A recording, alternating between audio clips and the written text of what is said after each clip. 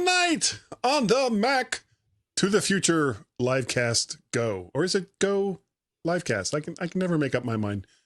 You get a battery, and you get a battery, and actually it's very likely that very few people will get new batteries for their 2016-17 MacBook Pros. But there's always that chance. Ethical hacker makes some coins finding bugs. Maps add features that sound oddly familiar, and the iPhone Mini 12 was not a great seller. Tonight, all of that and more on the Mac to the Future Livecast. Go.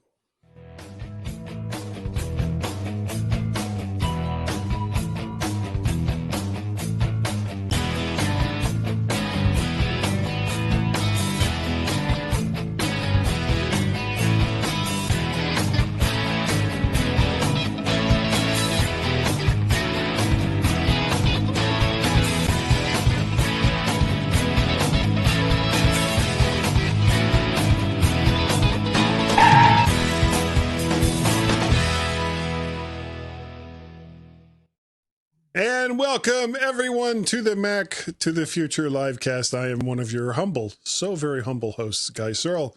And I am here to not only help usher this show in, but to usher in the other people that are in the show. And with that really, really awkward introduction, we're going to start off with Dave Ginsburg. Hello there, Dave Ginsburg. Missed you guys last week. Glad I'm back. I'm doing very well. We got nice cold weather here, buried in snow, but that's Chicago for you. We're gonna do, but it's good to come out on the internet and hang out with you guys. You gotta love Chicago, except in the winter. Yeah. And we also have Warren Sklar from sunny Pennsylvania. Hello there, Mr. Warren Sklar. I'm just being humble. We gotta be humble. Gotta be humble. The humbles. Yeah, I don't know if I told you this. Go ahead. It's always sunny in Philadelphia. Whoops, I got to turn off your lower third. There we go. Go ahead. I don't know if I told you, Dave, but my mother grew up near Chicago in Harvard, Illinois. Yeah, that's the end of the train line here.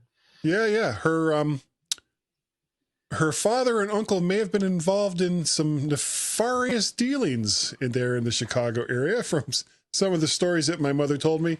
But as my mother always said, there is no story that can't be embellished just a little bit to make it even better. So who knows if she was telling the truth or not.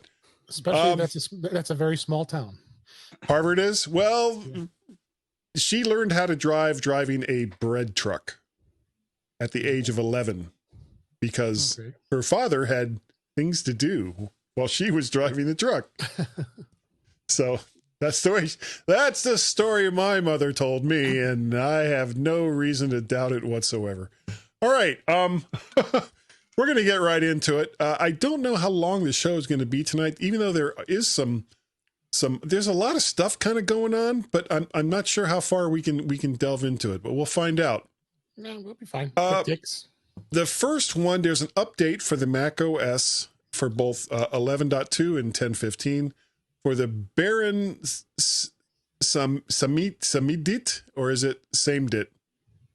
It's a pseudo flaw. Yep. I don't know how to pronounce that. It's Samedit. That's the way it was spelled in the story. Anyway, it's a flaw that's addressed in the two Mac OSs that I just said, that applications could execute arbitrary code with kernel privileges. What do you think? What do you think there, Dave? Yeah, well, that was quite a vulnerability, having pseudo access with that, and especially in Big Sur. So 11.2.1 took care of that. I didn't realize it was also covering Catalina. Is that Catalina? Is that 10.15? Was it 10.15.6 and now it's 7 with this update? Okay. Yeah, it went up to 7.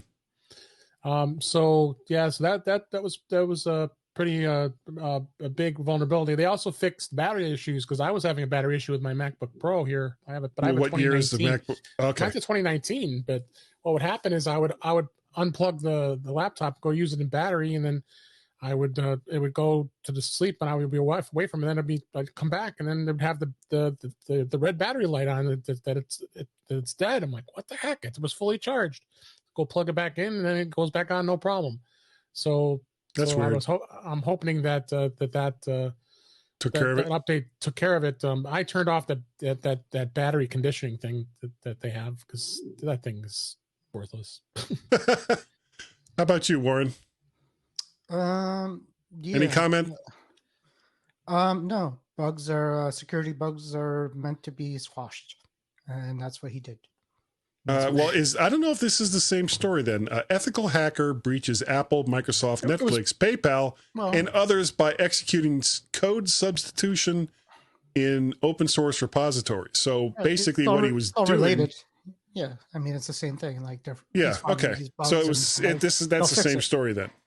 Well, no, it's not. These are two different hacks or two different vulnerabilities, but the message remains the same. You know, it's better that an ethical hacker finds it rather than somebody else, and it's better than is Barron submitted the name of the flaw or the name of the person who found it.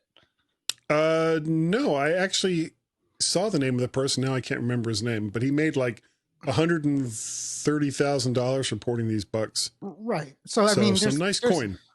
There's people out there just, that's what they do. They look for vulnerabilities all day, and it's good that they find it out before, before it goes anywhere else. Before it goes anywhere else, like the bad guys.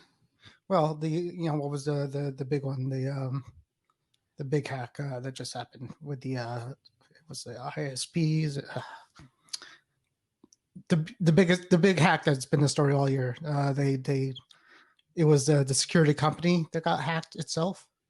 Oh, yeah, the winds. SolarWinds. Okay, SolarWinds. Yeah. Yeah. So that was like a country, a bad country like that has all these smart people, doing this. Bad country. Bad country. Or it might have been Dave in his basement. We don't know who it was, but it could have been. Yeah, but you don't want to say anything, but it could have been Dave. Could have been Dave. Chicago's a bad place. Whoops, sorry. He's over here. It's this guy right here. We're pass it along. So, the way this apparently worked, he found some in some open source repositories, he found some code, and what he did was he created his own code that had the same name, and was able to substitute it. So that was basically how that worked. And I imagine that all these companies have already patched it, or because ethical hackers let them know about it ahead of time. Now, the next one, I find this very, very interesting. Apple Maps is going to find ways to improve. They're gonna have Apple Maps copy many of the features that people using the popular Waze GPS driving companion apps, like speed traps, accident reporting, by allowing users to report such things, possibly hands-free through their phones or through CarPlay. So we're going to start with Warren. Do you use Waze, Warren? I generally don't. My wife does. She loves it. Well, do you drive a lot of long distance? Not in a Tesla. No. Well, ooh, zing. So my Tesla has its own map system, and it doesn't have CarPlay, and you can't really cast anything to it. So, and with the Tesla's mapping, it's so integrated in the system that you can't. I mean, it's silly to use something else at that point because it's basically if you tell it where you want to go, the autopilot uses that as where it's driving to. So if you don't use it, then you got problems. But my feeling with the story is it's a good idea, but enough people have to use it for it to happen. So Waze has quite a bit of momentum. So they got momentum, and it's got a long way to go before it becomes valuable because a lot of people have to start to use it. If there was a way to tie into Waze's database that way. Maybe that would help, but I don't think that's going to happen. Yeah, well, doesn't Google own Waze? Yes. Yes. Yeah. So, what do you? Oh, sorry. No. Go. I was just going to say, that's probably not going to happen, but Waze isn't the only. I mean, there's other databases of traffic information that I don't know if Apple Maps even does it give traffic info. Apple Maps. Yeah. Okay. So maybe and bike paths. Ooh. So I mean, there should be a public repository of traffic for these companies to use, and accidents and things like that. The whole speeding trap thing, the cops, I don't know if they like it or not. Sometimes they don't. Sometimes I'm sure they don't. Well, depending on what part of the country. I know Georgia doesn't like it. It's like a radar detector. The cops say they don't like it because of reasons, but they also like it because it kind of does what they want you to do, which is to slow down. So, all right, Dave, what do you think? Yeah, I mean this is definitely going to be something interesting. It looks like they're using Hey S Lady to you can report an accident on here, and and the S Lady can also can be in accordance of reporting any things as far as an incident, whether it's an accident or hazard or a speed check. So and the article also showed that it works really well in CarPlay, which I think is going to be huge. Being able to have that on there as well. I mean, I hope that you're not looking at your phone, iPhone, when you're driving. But yeah. But that's good to see. They'll have all this new accident reporting functionality. Again, this is beta, so it's 14.5, which is is just beta 1 right now. But as Warren and I talked last week on In Touch iOS, the whole bad plug, but that we that the whole Apple Watch unlocking with your face without having a mask on. Yeah. You think they're going to be rushing this out, pretty quick. I would hope, but there's some other stuff that we're going to talk about that's been added that I just discovered. So that the beta is going to have. So this beta is pretty active. Well, one thing about Waze that it can be a distraction, because if you come across, say, a car broken down on the side of the road that hasn't been reported, because if you're using Waze, you may feel obligated to report it. But in order to report it, you have to press a series of buttons either on your phone or in the CarPlay interface, which of course distracts you away from job one, which is driving the car. So if they can incorporate being able to have a reporting feature that can be done hands-free, then the fact that it's more or less a copy of Waze doesn't really bother me. I would prefer to be able to report things that are reportable hands-free than to have to deal with reaching over and touching the console and doing all that stuff while I'm going down the highway at 70 miles per hour. I didn't say 90. I'm looking here because I thought you could do it hands-free with Waze too. Not that I'm aware of, at least not with, I don't know if you can do it with an iPhone. I haven't heard of that. Just a microphone. So I don't know. Well, I've used the microphone to have it look up addresses, places that I want to go, but I wasn't aware that you were able to use that as well to report stuff. That would be fantastic. There's no reason why they couldn't do that, I don't think.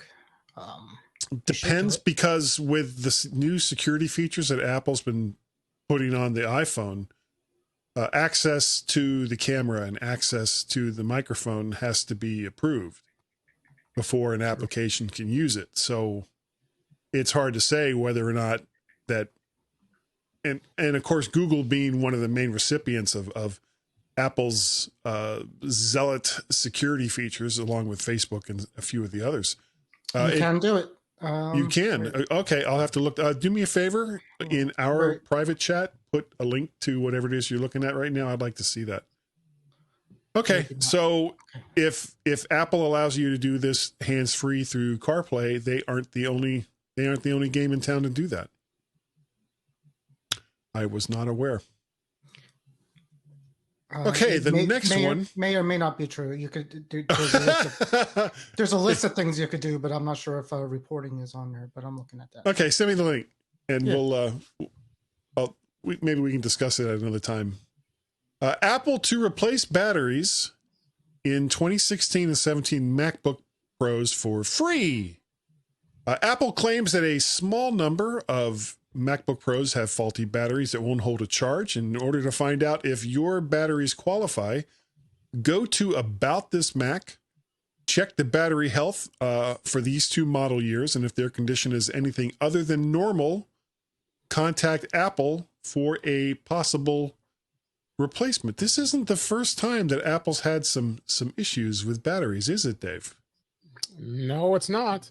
I think I've seen bulging batteries in the past too, but I did own a 2017 model, and I had a lot of problems with it. So I'm glad I got rid of it, because when I traded in, I went to the 2019 model. But yeah, this is interesting to see if Apple is going to abide by this, because I mean, for a battery only to last a couple of years is not great. No, it's not. What do you think, Warren? Yeah, no, I was hoping it would be one of mine, because hey, free battery, but no, it's. Oh, please! Not, like you keep a laptop more than 6 months. I'm like 2018. Well, why would I have that? Yeah, no, it's good. It's bad that it happened. It's good that they're replacing it. Dealing with it. Okay, you put this one in. Dave, why don't you take that next one? Yeah, the iPhone 12 Pro Mini is actually the iPhone 12 Mini was Apple's 2020 sales flop. They've been saying that it's only accounting for maybe up to 5% of the all told iPhone 12 sales, which I'm kind of surprised, because I mean, there are a lot of people out there, and in fact, I've talked to buddies of mine that actually have it, and they really like it. So I guess that it just didn't take off like it expected. But you also have to kind of come into the understanding, you got 4 different models available now. I mean, this is most than they've had in quite a while in the same product line. So, and are there people out there that 3 really different sizes, and 3 different sizes, right? Are there people out there that really like having the small mini size? I mean, I know some of you guys, I can't imagine you holding that phone. You'd be like, you'd probably squash it like this. Well, it's like the same size as my SE, isn't it? Smaller. It's a little smaller, but your SE is smaller. Small. I still don't know how you deal with an SE. Oh, yeah, I don't either. It's great. I mean, have you tried a bigger phone? I mean, I know you love it, but have you tried? Yeah, I had an 8 Plus. I had a 6 Plus, and I had an 8 Plus. So I mean, it wasn't like I've always had small phones. I had the 8 Plus for 3 years, I think, 2.5, 3 years, something like that. And you didn't like the size? I guess it's weird. I went from a Ford Flex, a great big huge car, to a Kia Soul. Then I went from an 8 Plus to an iPhone Mini, and I went from a 27-inch iMac to a Mac Mini. So I don't know what's going on in my life. Why I feel the need to make everything smaller. You're downsizing. I'm totally downsizing, but it's all in stuff that doesn't really get me much more room. As far, the place I should be downsizing is right here in this room. In this room right here. This room is a disaster. It's all those microphones you have. No, they're in a relatively small box up here in the counter. I should 150 mics in a small box? Well, not 150. Speaking of which, oh no, not another one. Yeah, I did. I got another one. You are out of your mind. It was like it was only $25. Yeah. And it's not bad. Is that a Shure knockoff? Of course. TM58. Looks just like it. Super Lux? Wrong size. Super Lux. Have you even tried it yet? Yeah, I've played around with a little bit. It's not bad. How much it cost? Because right now I've got this one here is the one I've got set up in I can't quite see it. It's in my second boom arm. I have another boom arm here, and this is the Behringer BA85A, which is a very, very nice microphone. Yeah, I should talk because I'm bad with external solid state drives. So I mean, I got a pile of them here. So I have a laptop issue. Yeah, you have a laptop issue. I have external hard drive issues. I'm just looking at these down here. I have like at least 5 here. Okay, here's the thing. My microphones, for the most part, cost under $100. Well, how much was that Super Lux? That was like $25, I think. I'd have to go back and look. It wasn't that much. Yeah. Yeah. Let me take a quick look because, why not? I'm sure it was $25. Because I'm also, here it is. It's the Superlux TM58 dynamic vocal microphone. And it was, goodness sakes, it was $35. Holy moly. How could you? I don't know. Boy, that's a meal. That's a meal right there that I have to skip. I'm still happy with this free one they gave me. Yeah, I have a microphone problem. I really, really do. I completely admit it. All right, the last story before we go off into microphone hell is if you're interested in Apple's Magic Keyboard for the iPad and you have an 11-inch iPad Pro or 4th Gen iPad Air, you can get one for $100 off for $200 grand total over at Amazon. And there's also some deals on iMacs and a 32-inch Pro display if you don't want to wait for all the bugs to be fixed in M Series Macs. Now, I saw this story and I immediately went over to Amazon and it was like, wow, $200. I put it in the cart and I ordered it.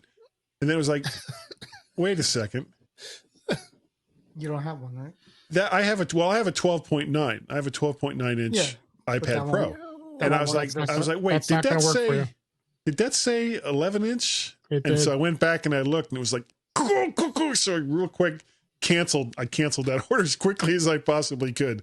It was only active for about 30 seconds. And I can imagine there's some guy at Amazon just like, okay, oh, damn, pull it back, put it back on the shelf. That's what I paid. That's what I paid for because I had free gift cards. So that was the price I paid for when I bought mine. Now you guys both have we both have the keyboard Apple cards, right? You have Apple cards, credit cards, Mm-hmm. Apple Pay. Yep. I've got something like $350 in your Apple Cash card. Yeah. Wow. Nice. How'd you buy me? Just I use it for like everything, grocery shopping. I might buy a couple mics with it. I probably could just start ordering all my stuff off of Amazon using my Apple card or Apple Pay. But I don't think you can use Apple Pay for Amazon. No, you can't. Well, if you use the original card number, you only get 1%. Right. No, but you could transfer the Apple Cash to your bank. That's what I do. Yeah. So I haven't decided what I'm kind of holding on to it because I don't know if I'm going to for a rainy day. Yeah, I keep thinking that when Apple updates the Mac Mini, the M1 Mac Mini, or if they come out with something else that's new and shiny, that maybe I'll go with that. I mean, I love my Mac Mini. I love the speed, but this Bluetooth thing is making me nuts. It's still not fixed. Well, and it's so frustrating because everything works with the trackpad and it works not a problem. But as soon as I go to my Jelly, what is this thing called? Your mouse. My Jellycomb trackball, or my disco mouse that changes colors about every 10 to 15 seconds along the rim there. It just it stutters. It stutters like crazy. Instead of buying a microphone, buy yourself a wired mouse. I have a wired mouse. Then what I don't have is a plethora of USB ports. Because I've got really what I need to do. Or get a docking station. I need to. I actually have one in my. I got that. I got that. So I got two mice here. These are both Bluetooth. So yeah. And I got a USB-C hub that has 1, 2, 3 USB-A ports on it. Just get something like that. Well, I've got the OWC hub. You got the new one? Actually, I have two OWC hubs.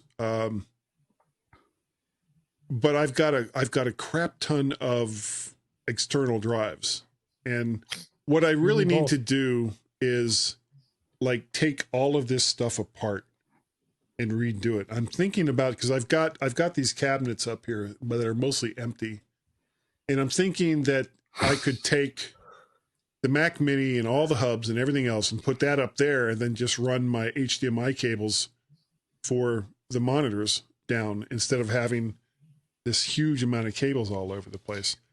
But it's going to be a huge undertaking, because your 2020 Mac Mini you could plug in a wired mouse into it somehow. There's ways you can make it happen. Oh, of course, but I've got like almost all the possible USB ports have something plugged into them right now. So, I mean, what I need to do is just reconfigure everything so that I don't have to have so much stuff plugged in direct. You know, I can use hubs. I could use. Did you get the Thunderbolt hub like I have, the OWC one? Yeah. It's got the four Thunderbolt ports on it. 3 plus the USB-A one. Oh, yeah. You just need a USB-A port. I mean. I've got one that's got 7 powered ports on it. Yeah, it's USB. It's not USB-C. It's USB-A 2. No, it's USB 2. So to have a bunch of hard drives connected to it. No, you plug the mouse into that. The mouse doesn't need USB 3. It just needs USB whatever. It doesn't have to be USB maybe. 2. But everything has to come back and connect in some way. Anyway, I think that is going to do it for tonight. We have no one listening to our show right now. Actually, everyone has gone because they're bored of me talking about microphones and talking about my setup and everything else. So we are going to, one person just jumped in. We're going to go, and as soon as we talk about the things, how people can contact us. You're thinking about disconnecting your stuff right now. That's why I want to go so fast. I am. Right? I'm completely distracted. I'm very, very distracted right now. You're like, I need to clean this up. I could, if I stayed up until 4:00 in the morning, I could probably do all this in a single night. It would be like the Grinch That Stole Christmas, except with technology, and it wouldn't be a holiday. Sure. All right, Dave, if people wanted to get a hold of you, I'm very confused. How would they do so? Wouldn't be the first time. No. It's a daily occurrence. You can find me along with Warren at In Touch with iOS at intouchwithios.com. We have a show tomorrow night. We're talking about accessibility with Shelley Brisman. And you also can find me on Mac Voices Live on Tuesday nights. We are on the YouTubes and Facebook. We have It's a fun show. Absolute blast doing that. The new show. I was very well behaved last night. I'll have you know. I was very impressed. Remarkably well behaved. Occasional, I appear on the Mac Show on the British Tech Network, and I'm also president of the Suburban Chicago Apple User Group here, and do all that fun stuff too. So that's why I missed last week, because I had to do a iPhone special interest group with Mr. Jeff Gamet. So, all right, that's Warren and Dave G. Whoa, and, I forgot, and Twitter Dave G65, Instagram Dave G65. You guys are killing me tonight. Okay, Warren. Yeah, when I'm not watching Britney Spears documentaries, you can find me. I'm not going to watch that. I'm sorry. You should. It was really. I have absolutely no interest in the life of Britney Spears. I might go watch it right now. It's actually good, and they really hosed her over. To be honest with you, yeah, I do stuff with Dave and you guys, and when it's snowing and there's nothing else to do, I'll join the Tuesday thing. That's about it. Okay. All right. If you want to get a hold of me, email address is guy@mymac.com. You can find me on the Twitters. I am Mac Parrot, and I am also Vert Shark. It's a very subdued parrot there, Dave. It's me. And besides the Mac, there we go. The Mac to the Future livecast. I also do Guy's Daily Drive, where I drive in my car and say stuff.